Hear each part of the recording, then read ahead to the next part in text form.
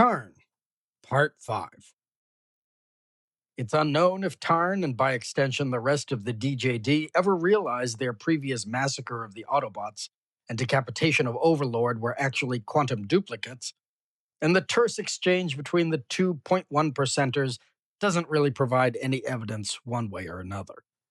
Tarn remarks that the DJD crossed Overlord off their list, while Overlord may have misinterpreted that comment as pertaining to his explosive expulsion from the Lost Light with Rewind in the main timeline. Anyway, Tarn and Overlord retreated to the peaceful tyranny, where Kaon was having an unfortunate time dealing with the loss of the pet, causing the rogue-faced Sixer to snicker. Tarn turned to his subordinate and tore Kaon's head off his shoulders, without any hesitation, loudly stating that emotion was what turned Megatron from his idol to the wretch he had nearly beaten to death just moments before, and he would brook no emotion in himself or those under his command. At sunset, Tarn played the Empyrean Suite as the Decepticons attacked.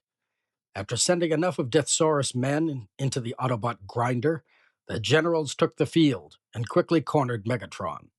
Unfortunately, it was at that moment that the former Decepticon leader activated a force field purloined from Trailbreaker/Trail Cutter's corpse.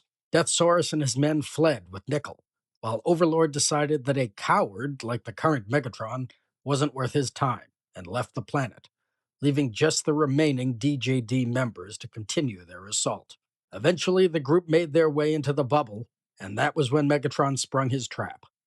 It turned out that over the years since he had Shockwave rebuild his body with a black hole generator, the former Decepticon leader had finally harnessed the power of controlling antimatter, which he used to devastating effect. Megatron didn't just kill, didn't just defeat the DJD, he dismantled them one at a time, with Tarn being saved for last.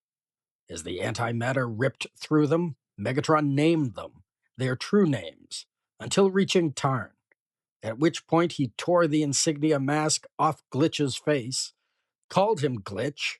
It's unknown if Megatron truly ever knew or cared enough to discover his original name of Damus, and told him that everything he'd done, all the atrocities he'd committed in the name of the Decepticons, had been for nothing, that he was nothing, before obliterating him.